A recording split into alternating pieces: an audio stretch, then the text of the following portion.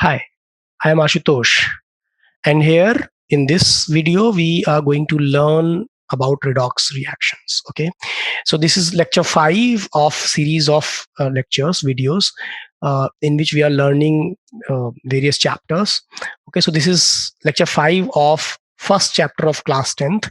This is chemical reactions and equations, and we already learned like many things. What are the different reactions, types of reactions, chemical reactions, and how to write the chemical equation, how to balance a chemical equation, like this. So if you have not watched the previous recordings, previous videos, okay, please go and watch all the recordings. Okay, and this is lecture 5 of this chapter. Okay, here in this lecture we are going to learn these topics: types of redox reactions and then balancing of redox reaction. We will take one example of how to balance a redox reaction, and then we'll be doing it, learning it. Okay, so first, I hope that you all already learned or know what are redox reactions. You know, so I explained it in like the previous video, in which we can say that if in any chemical reaction simultaneously both reduction and oxidation is happening, so then that chemical reaction will be referred as redox reaction. Okay, so it's very simple that if in any chemical reaction both reduction and oxidation is happening or occurring simultaneously, then we'll be calling that uh, chemical reaction as redox reaction. Okay, now types of redox reaction. Let's start with this. Types. Okay, so yes, it's like first kind of redox reactions are decomposition reactions. So decomposition reaction, we already have finished this.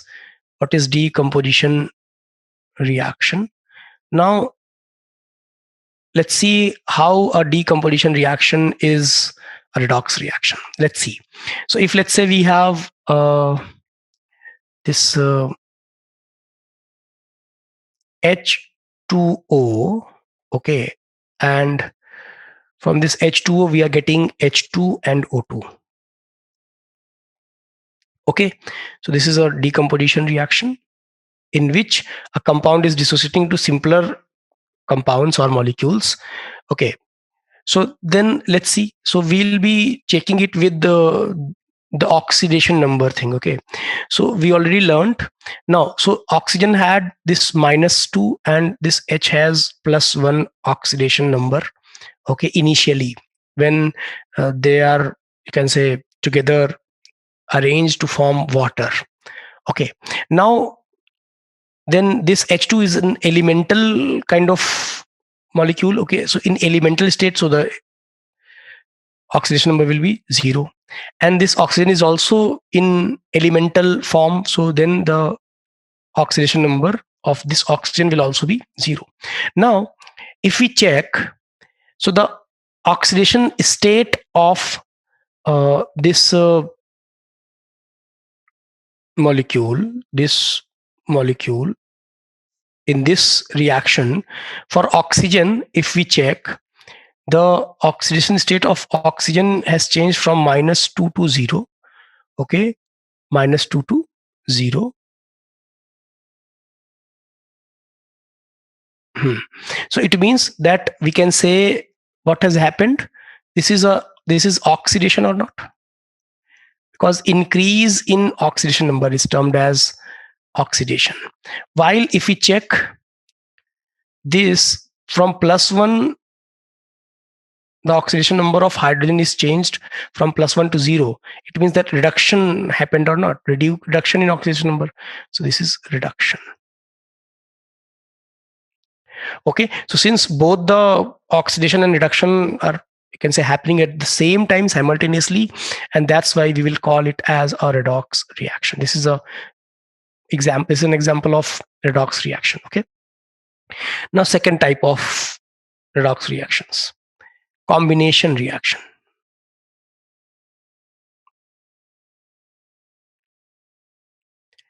Combination reaction.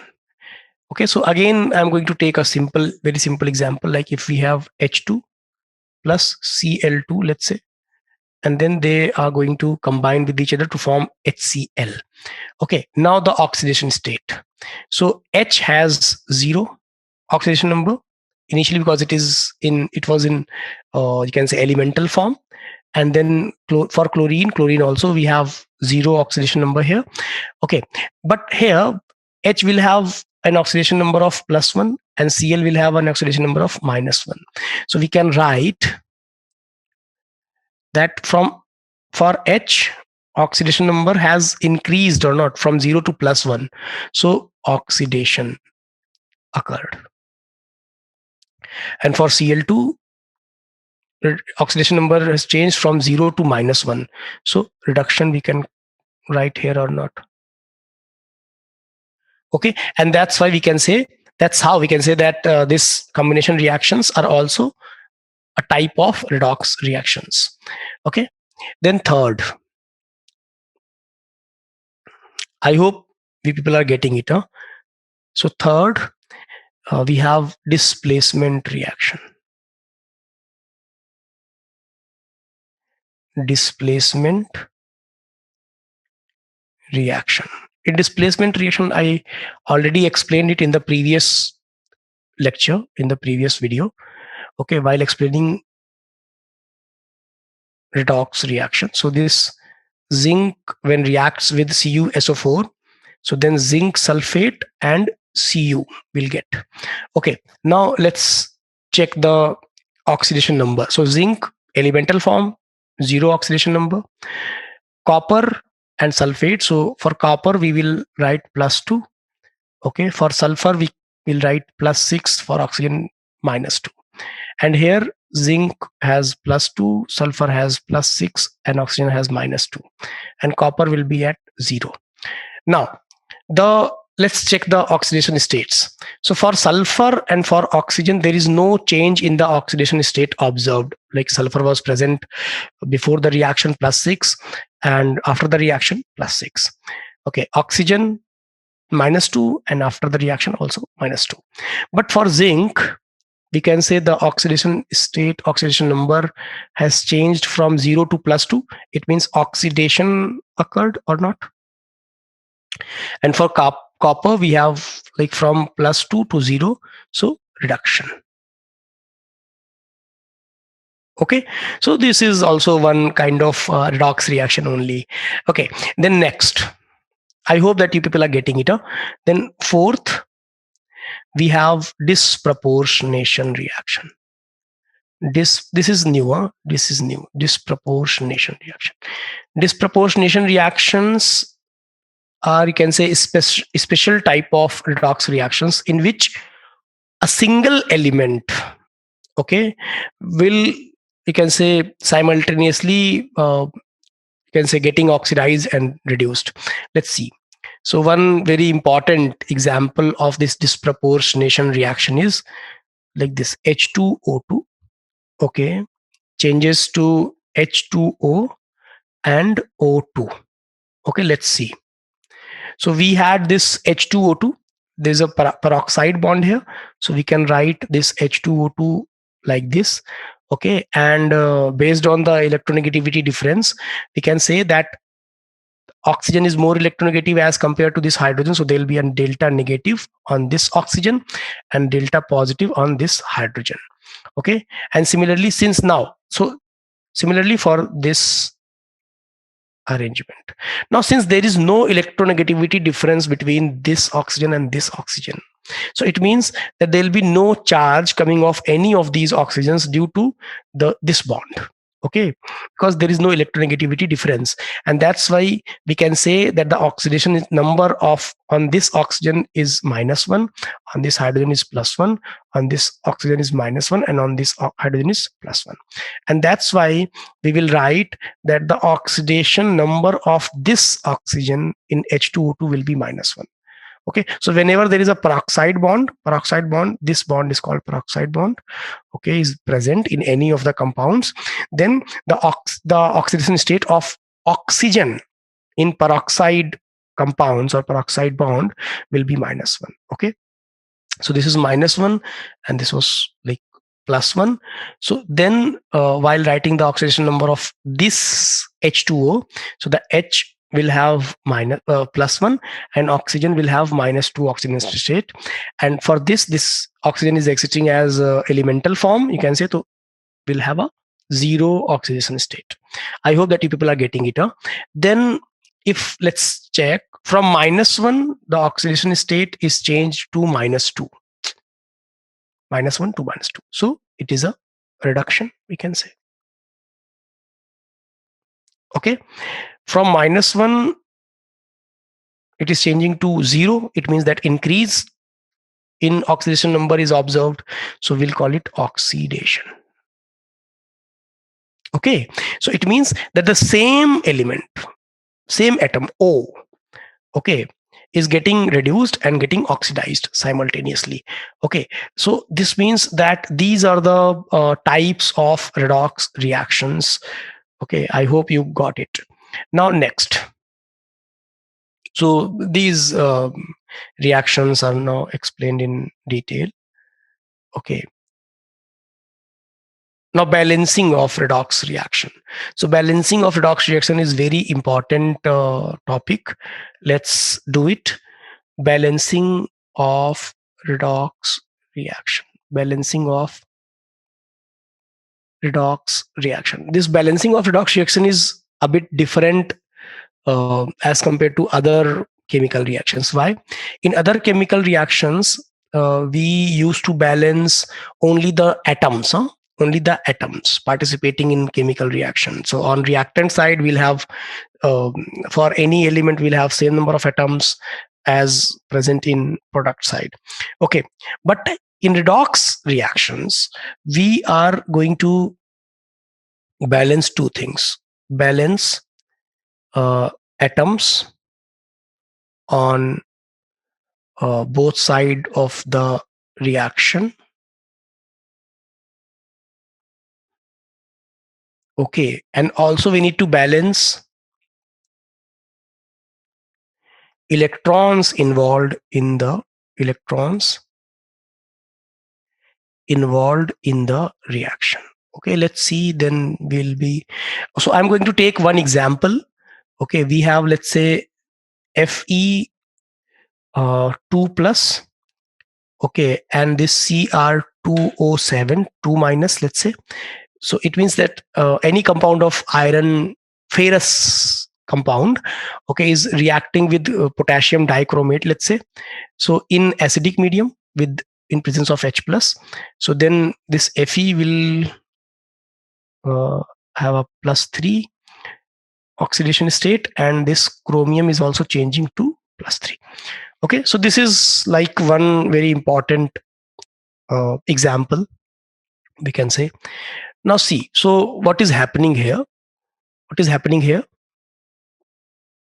This Fe is changing from +2 to +3.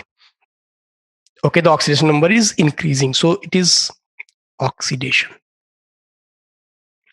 Okay, while this chromium, so like oxygen has -2, so -2, and there are like 7 oxygens, so 7 oxygens, so it is having a -14 total charge of -14 due to all the oxygens present in dichromate ion.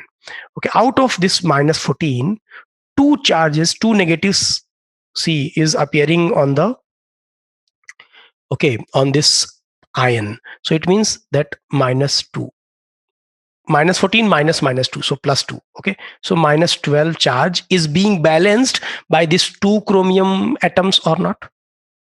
-12 charge is being balanced by these two chromium atoms. So it means that Cr2 will have a total of +12 charge or not?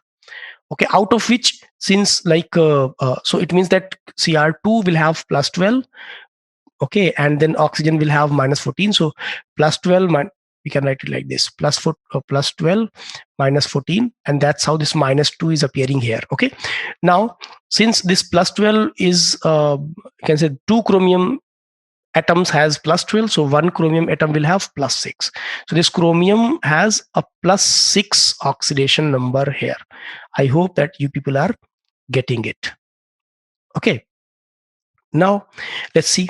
So from +6 it is changing to +3, so reduction. Like this we can write. Okay. Okay, and since the reaction is occurring in acidic medium, so we'll have this acids around this whole, and there's also water also present. Okay, because all these ions are present in aqueous medium. Okay, so aqueous, and this is also aqueous.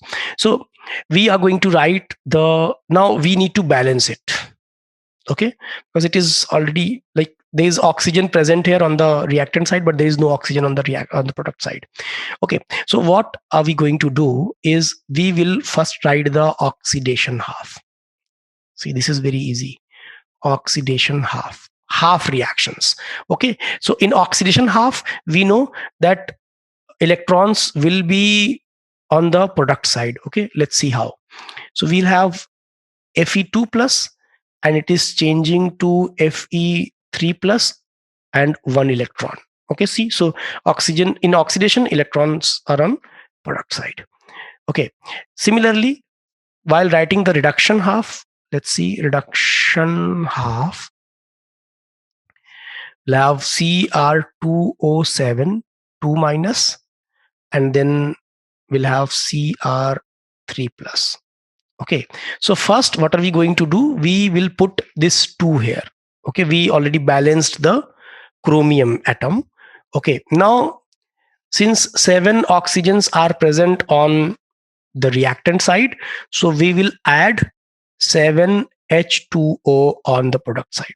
Okay, then oxygen is balanced, but hydrogen, so then we'll put 14H plus, because since the reaction is happening in acidic medium, so then H plus will be there.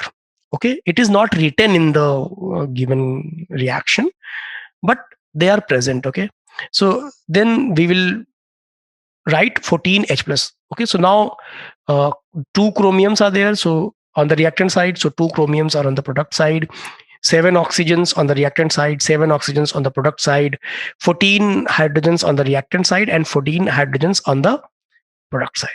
Okay, now but charge is not balanced, not yet balanced. So what is the charge here? Like 2 negative, 2 minus, and 14 plus. So how much? 12 plus we can write, 12 plus, and here we have 6 positive, 6 positive only. So we need to also balance the charges. So then how can we balance it? We can add 6 electrons on this side. Okay, so by writing the 6 electrons, now 12 plus minus 6, so we'll also have 6 plus charge here and 6 plus charge here on the reactant as well as on the product side. Okay, so now charge is also balanced and atoms are also balanced. I hope that you got it, these all. Now see, so yes, now see, only 1 electron is, you can say, present there in the oxidation half, and 6 electrons are involved in the chemical reduction half. Okay, so it means that when the reaction is going to happen, so whatever the number of electrons, okay, involved in oxidation reaction will be equal to the electrons involved in reduction reaction or not. Okay, so we need to then multiply this with 6. Okay, so we are going to get 6 Fe plus 6 Fe plus 3 plus this 6 electrons, and now we are going to add these two.